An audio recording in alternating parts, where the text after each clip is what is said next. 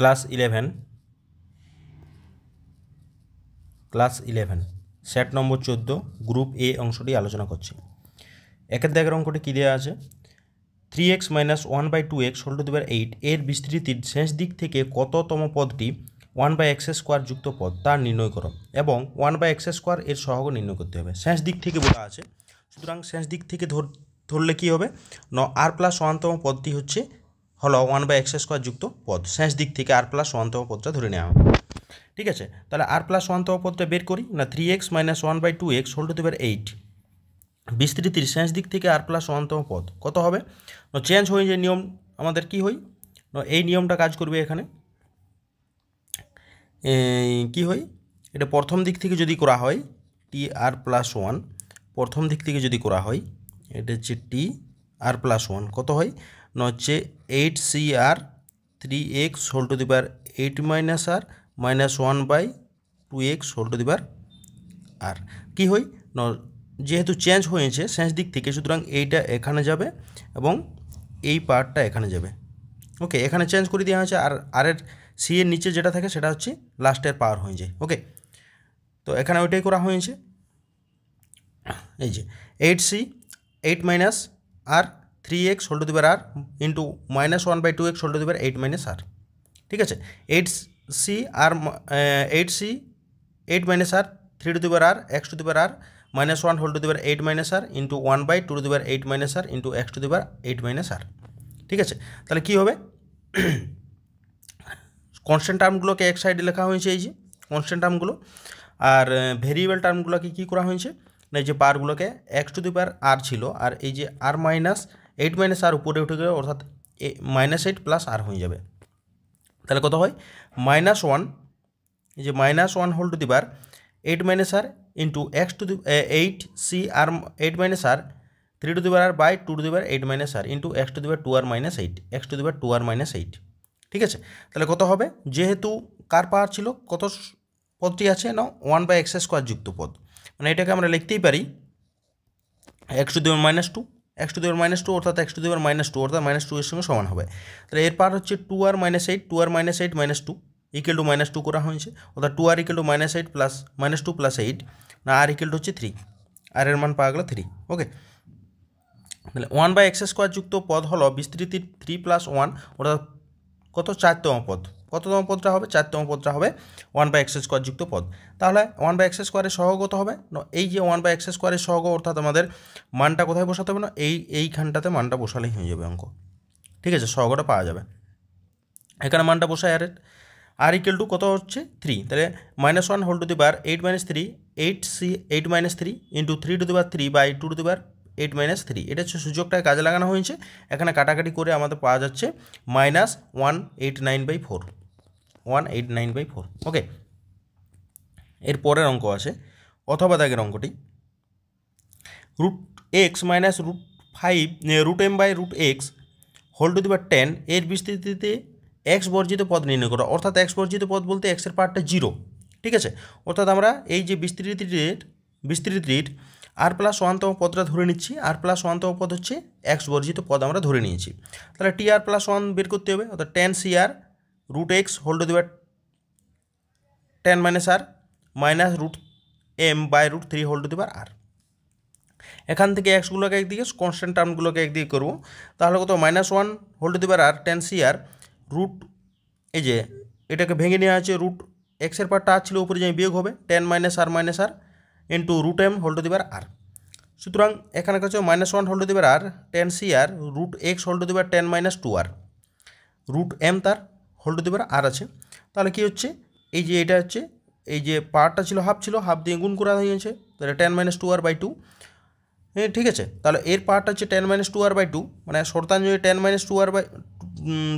- 2r/2 equal to 0, 10 - 2r equal to 0, আর সমান হচ্ছে 5, আর এর মান পাওয়া যাবে 5। ওকে, তাহলে আর এর মান 5, তাহলে এক্স বর্জিত পদটা কত হবে? এক্স বর্জিত পদটা হলো -1 whole to the power 5 10c5 √5 whole to the power 5, এটাকে যদি 10c5টা হচ্ছে 252 m টু দি পাওয়ার 5, এটার পাওয়ারটা হাফ ছিল, তাহলে হাফ গুণ করা হয়েছে 5/2, আর এটা হচ্ছে 5 বার যদি মাইনাসকে গুণ করা দিলে মাইনাসেই থাকে, অর্থাৎ 252 ইন্টু m টু দি পাওয়ার 5/2। এটাই হয়ে যাবে অ্যান্সার। ওকে, এরপরে দুটি প্রদত্ত সরলরেখার দুটি সমান্তরীয় মধ্যক এ ও বি এবং গুণোত্তরীয় মধ্যক G1 ও G2 হলে প্রমাণ করো যে G1 G2 equal to 2a minus B into 2b minus A. ঠিক আছে, তাহলে এখানে ধরি প্রদত্ত সংখ্যা দুটি হচ্ছে এক্স ও ওয়াই। প্রদত্ত সংখ্যা দুটি হবে এক্স ও ওয়াই। তাহলে এক্স ইকুয়াল টু কত হবে এটার মধ্যবর্তী পদ যদি থাকে, মানে হচ্ছে আমাদের এখানে দেখলেই হবে এক্স এবং ওয়াইয়ের মধ্যবর্তী সমান্তরীয় মধ্যক দুটো আছে, এক্স কমা এ কমা বি কমা সি, এটা সমান্তরীয় মধ্যক। এটা হচ্ছে এপিতে আছে, মানে এপি অ্যারিথমেটিক প্রোগ্রেশনে আছে। ঠিক আছে, মধ্যকটা যেহেতু আছে তার জন্য এটা মাঝখানে রেখা হয়েছে, অর্থাৎ কত হবে এক্স মাইনাস এ, প্রত্যেকটা ডিফারেন্স সেম হবে, এক্স মাইনাস বি সমান হচ্ছে বি মাইনাস, এটা হচ্ছে ওয়াই ছিল। ঠিক আছে, আমরা ওয়াই ধরেছি, তাহলে বি মাইনাস ওয়াই। তাহলে প্রথমে এই দুটোর সঙ্গে সমান যদি করি এক্সের মান কত পাবো, এক্স মাইনাস এ সমান হচ্ছে এ মাইনাস বি। এখান থেকে এক্স ইকুয়াল টু কত, এ যোগ হয়ে যোগ 2a মাইনাস বি, অর্থাৎ এক্সের মান পাওয়া গেল 2a মাইনাস বি একটা। আরেকটা হবে এ মাইনাস বি সমান হচ্ছে বি মাইনাস ওয়াই, বা minus Y equal to A minus A, বিটার দিকে মাইনাস 2b হয়ে যাবে। মাইনাসটা যদি কমন নেওয়া হয় তাহলে কত হবে 2b minus A, 2b minus A. ঠিক আছে, ওয়াইয়ের মান হচ্ছে 2b মাইনাস এ। তাহলে এক্সের মান পাওয়া গেল, এক্স সমান পাওয়া যাচ্ছে, এক্স সমান হচ্ছে 2a মাইনাস বি আর ওয়াই সমান 2b মাইনাস এ। তাহলে এখান থেকে এক্সের মান পাওয়া যাচ্ছে এটা এবং ওয়াইয়ের মান পাওয়া গেল এটা। ওকে, এবং এখানে কি দেওয়া আছে, এক্স ইকুয়াল টু আরেকটা দেওয়া আছে, আরেকটা যদি বের করা হয়, মানে এটা সাইডে বের করে রাখছি। গুণোত্তরীয় মধ্যক দেওয়া আছে, গুণোত্তরীয় মধ্যক G1 ও G2, অর্থাৎ গুণোত্তরীয় মধ্যক হচ্ছে এক্স G1 G2 আর হচ্ছে ওয়াই। এটা যদি জিপিতে থাকে, জিপিতে যদি থাকে তাহলে আমাদের কি হয়, এদের অনুপাতগুলো সমান হয় এক্স বাই G1 সমান হচ্ছে G1 বাই G2 সমান হচ্ছে G2 বাই ওয়াই। ঠিক আছে, এইগুলোর থেকে আমাদের কি হবে, এক্স এই প্রথম দুটোর সঙ্গে সমান যদি করা হয়, এই প্রথম দুটো যদি সমান করি, তাহলে এক্স সমান হয়ে যায় G1 স্কোয়ার বাই G2, আর এই লাস্ট দুটোর সঙ্গে যদি সমান করি তাহলে হচ্ছে Y equal to G2 square by G1। Okay, তাহলে X equal to G1 square by G2 আর Y equal to G2 square by G1। Okay, এইখানে মানগুলো পাওয়া গেল, এইভাবে মানটা বের করে এই মানগুলো পাওয়া গেছে।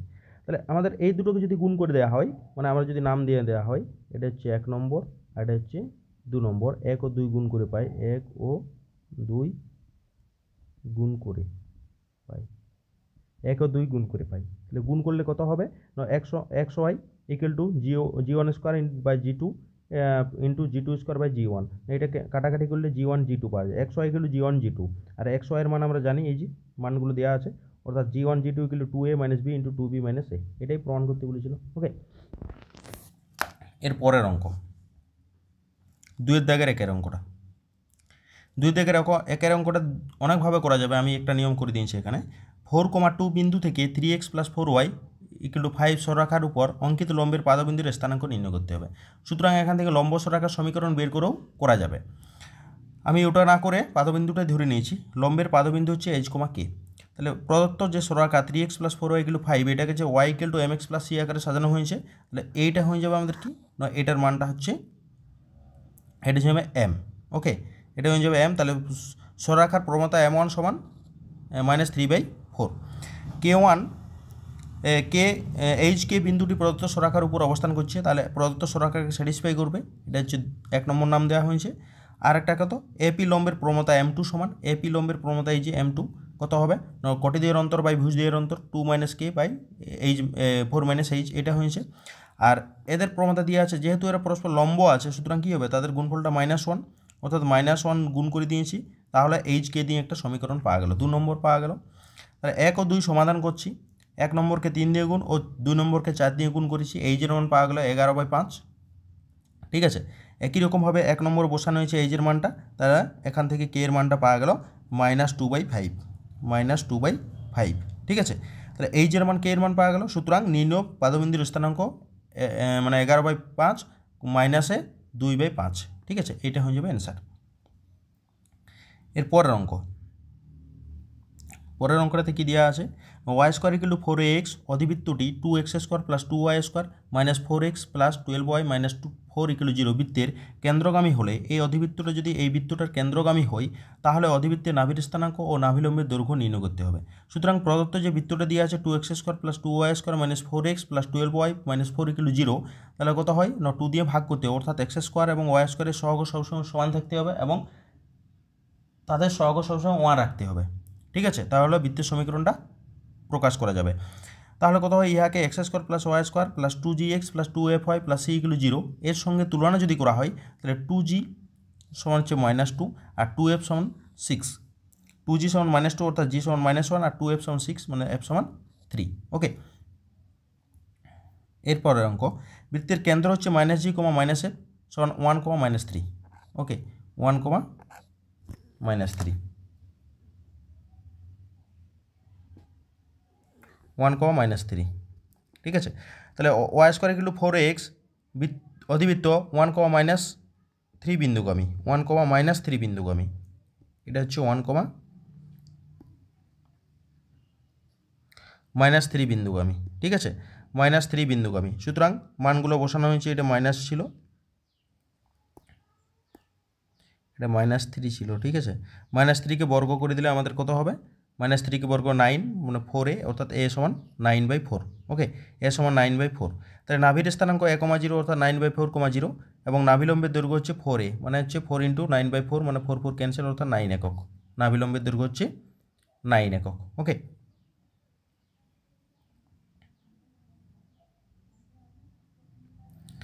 অথবা যে বৃত্তের একটি বেসের প্রান্তবিন্দুদ্বয়ের স্থানাঙ্ক -3,5 এবং 7, -11 তার সমীকরণ নির্ণয় করো। যে বৃত্তের একটি বেসের প্রান্তবিন্দুদ্বয়ের স্থানাঙ্ক -3,5 এবং 7, তার সমীকরণ নির্ণয় করো।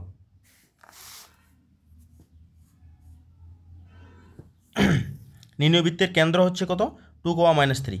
নির্ণয় বৃত্তের কেন্দ্র এ এবং বি, তার কেন্দ্র হচ্ছে, কী করে কেন্দ্রটা পাও, যেহেতু বৃত্তের প্রান্তবিন্দু দুটো দেওয়া আছে, বেসের প্রান্তবিন্দু, তাহলে কত হয়, কেন্দ্রটা তার মধ্যবর্তী হবে অর্থাৎ 2 দিয়ে ভাগ করে দিলে, যোগ করে 2 দিয়ে ভাগ, অর্থাৎ বৃত্তের কেন্দ্র হচ্ছে -3 + 7/2 আর 5 - 11/2, তাহলে হচ্ছে 2, -3, 2, -3 হয়ে যাবে বৃত্তটার কেন্দ্র। ব্যাসার্ধ কত হবে, যে কোনো দূরত্ব সমান হবে, অর্থাৎ ও থেকে বি এর দূরত্ব বের করেছি, ও থেকে বি এর দূরত্ব করে দিয়েছি এখান থেকে, তাহলে কত হয় √89। তাহলে আমরা কেন্দ্র জানি এবং ব্যাসার্ধ জানি, তাহলে কত হয়, x মাইনাস কেন্দ্রটা বাদ যায়, x - 2 তার whole square plus y minus এটা -3 +3 তার হোল স্কোয়ার ইকুয়াল টু √89 তার হোল স্কোয়ার, অর্থাৎ x square - 4x + 4 + y square + 6y + 9 equal to 89। তাহলে x square + y square - 4x + 6y equal to 89 - 13, তাহলে কত হয়, এটা হচ্ছে 76 হয়ে যায়। তাহলে x square + y square - 4x + 6y - 76 equal to 0, ঠিক আছে, এটা হয়ে যাবে 3 নম্বর দাগের একের অঙ্কটি। এবারে এটা হচ্ছে নির্ণয় বৃত্তটার সমীকরণ। ওকে, এরপরে 3-এর 1-এর অঙ্কটি, দেখাও যে এ এবং বি দুটি ঘটনার ঠিক একটি ঘটার সমান probability of A plus probability of B minus probability of A into B. A into B বলতে ইন্টারসেকশন বিটাকে বোঝাই, অর্থাৎ একটা ছবি যদি করা হয় তাহলে এটা যদি এ হয় এটা বি হয়, তাহলে এই অংশটা হয়ে যায় এ ইন্টারসেকশন বি কমপ্লিমেন্ট, এটা হচ্ছে কমন অংশটা এ ইন্টারসেকশন বি এবং এটা হচ্ছে এ কমপ্লিমেন্ট ইন্টারসেকশন বি। ওকে, তাহলে প্রবাবিলিটি অফ এর মানটা 1 নম্বর এবং প্রবাবিলিটি অফ বিটা এইভাবে করেছি। এটা কী করে করা হয় না, এটা পাওয়া যায় এই দুটোকে যোগ করলে, এইটাকে এবং এটাকে যোগ করলে এ পাওয়া যায়, অর্থাৎ এই অংশটা হচ্ছে প্রবাবিলিটি এ ইন্টারসেকশন বি আর এই অংশটা মানে এ ইন্টারসেকশন বি বলে, এটা কমপ্লিমেন্ট ছিল। সুতরাং প্রবাবিলিটি অফ এটা কী করে পাওয়া যায় না, এই দুটোকে যোগ করেছি, অর্থাৎ probability of A intersection B complement plus probability of A intersection B, ঠিক আছে। এর পরের অংশটা কি, এটার নাম দেওয়া হচ্ছে আর বি অংশটা কত হবে, এখান থেকে যদি আমরা এটা বের করে রাখি, এখান থেকে যদি আমরা probability of A intersection B complement বের করি তাহলে কত হয়, probability of A minus probability of A intersection B, এটা পাওয়া যায়। তেমনি একই রকম বিটা কী করে করা হয় না, এই দুটোকে যোগ করলে বিটা পাওয়া যাবে, অর্থাৎ প্রবাবিলিটি অফ বি সমান probability of A complement intersection B plus probability of A intersection B. এখান থেকে আমরা কী পাবো না, probability of A complement intersection B সমান হচ্ছে probability of B minus probability of A intersection B, এই ডাটাটা পাওয়া যাবে, ঠিক আছে। তাহলে পরে কি probability of A union B সমান কত হবে? এ ইউনিয়ন বি বলতে এই তিনটা অংশ যোগ হবে, এটার সঙ্গে এটা সব যোগ হয়ে যাবে। ওকে, তাহলে যোগ করে দেওয়া হয়েছে। তাহলে কী হবে? Probability of A intersection B complement মান বসানো হয়েছে, probability of A complement intersection B এর মান বসানো হয়েছে। মানগুলো বসালে প্রবাবিলিটি অফ এ ইন্টারসেকশন বিগুলো ক্যান্সেল হয়ে যাবে। সুতরাং কী পড়ে থাকবে? Probability of A plus probability of B minus probability of A intersection B. এটাই হচ্ছে প্রমাণ। ওকে, এটাই প্রমাণ করতে বলেছিল। মানে এটা হচ্ছে, এটা পরের লাইনটা এটা হবে probability of A plus probability of B minus probability of A B. ঠিক আছে, ইন্টারসেকশনটা এ বি করা যায়। ওকে, এরপরে অথবা দাগের অঙ্কটি। অথবা কি দেওয়া আছে? অথবাতে দেওয়া আছে দুটি ছক্কাকে একবার টস করা হলে প্রথম ছক্কাতে মৌলিক অথবা অঙ্কগুলির সমষ্টি 8 হওয়ার সম্ভাবনা নির্ণয় করো। তাহলে দুটি ছক্কাকে যদি টস করা হয় তাহলে নমনীদেশে মোট নমনীবিন্দুর সঙ্গে 6 স্কোয়ার মানে 36। ওকে, তাহলে এ হলো প্রথম ছক্কাতে মৌলিক সংখ্যা হওয়ার ঘটনা এবং বি হলো অঙ্ক দুটির সমষ্টি 8 হওয়ার ঘটনা। তাহলে প্রথম ছক্কাতে মৌলিক হবে, মানে প্রথমটাতে মৌলিক পড়বে 2 এর জন্য হবে, 3 এর জন্য হবে, 5 এর জন্য। তাহলে 2 এর জন্য কতগুলো হবে? 2 এর জন্য কতগুলো সংখ্যা মানে প্রথম ছক্কাতে হবে সেটা হচ্ছে 6টা, 3 এর জন্যও 6টা পাওয়া যাবে এবং 5 এর জন্যও 6টা পাওয়া যাবে। ওকে, 2 এর জন্য 6, 3 এর জন্য 6 এবং 5 এর জন্য 6টা পাওয়া যাবে। আমি যদি করা হয় 1 যেটা দেওয়া আছে 1 2 3 4 5 6, 1 2 3 4 5 6। তাহলে 2 আমাদের কী নেওয়া ছিল? 2 নেওয়া ছিল, তারপরে 2 3 এবং 5 এটা মৌলিক ছিল। তাহলে 2 এর সাপেক্ষে 1টা 2টা 3টা 4টা 5টা 6টা, তেমনি 3 এর সাপেক্ষে 6টা হবে, 5 এর সাপেক্ষে 6টা অর্থাৎ 6। অর্থাৎ প্রবাবিলিটি অফ এ সমান 18, মানে 3 6 18, এটা যোগ করলে 18 হয়ে যায়, 18/36 একটা হলো। এবং প্রবাবিলিটি অফ বি বলতে অঙ্কগুলির সমষ্টি 8 হবে। 8 কী করে হবে না? 8 হওয়ার কন্ডিশনটা হচ্ছে কি 3 5 এর জন্য 8 হবে, 5 3 এর জন্য 8 হবে। ঠিক আছে, আর 2 6 এর জন্য 8 হবে, 6 2 এর জন্য 8 হবে, হয়েছে। আর একটা কত 4,4 এর জন্য 8 হবে। অর্থাৎ 1 2 3 4 5, 5টা 5/36। ঠিক আছে, probability of A intersection B হবে কী না? তাদের কমন কী থাকছে না? 3টা মৌলিক হবে, এইটা কমন, 2 কমন এবং আরেকটা কত 5 এইটা কমন, অর্থাৎ 3টা কমন হয়েছে, অর্থাৎ 3/36। মৌলিক দিয়ে শুরু কোন সংখ্যা? 1টা 2টা এবং 2,6, 3টা, অর্থাৎ 3/36। তাহলে কি যে প্রথম ছক্কাতে মৌলিক অথবা অঙ্কগুলির সমষ্টি 8 হওয়ার সম্ভাবনা probability of A union B সমান probability of A plus probability of B minus probability of A intersection B. মানগুলো বসানো হয়েছে, মানগুলো বসালে আমাদের কী দাঁড়াচ্ছে না 20/36 মানে 5/9। অ্যান্সার হয়ে যাবে 5/9। ওকে, এর পরের অঙ্ক। এ ও বি তিনটি ঘটনা তিনটি পরস্পর বিচ্ছিন্ন ও পরস্পর সমগ্র ঘটনা এবং সমগ্র ঘটনা মোটে বিচ্ছিন্ন এবং সমগ্র ঘটনা। 2 into probability of A equal to 3 into probability of B equal to 5 into probability of C হলে এ বি ও সি ঘটনা তিনটি ঘটার সম্ভাবনা নির্ণয় করো। এই তিনটি ঘটনা ঘটার সম্ভাবনা করতে হবে। ঠিক আছে, তাহলে 2 into probability of A equal to 3 into probability of B equal to 5 into probability of C. তাহলে এখান থেকে প্রবাবিলিটি অফ এ এটার সঙ্গে প্রথমে এই ডাটা সমান করতে হবে। ঠিক আছে, সমান করলে আমাদের প্রবাবিলিটি অফ বিটা মানে 2/3 ইন্টু প্রবাবিলিটি অফ এ আকারে নিয়ে আসছি এবং এই এর সঙ্গে আবার সিটা সমান করে দিই। সেক্ষেত্রেও কেউ প্রবাবিলিটি অফ সি সমান 2/5 ইন্টু প্রবাবিলিটি অফ এ হবে।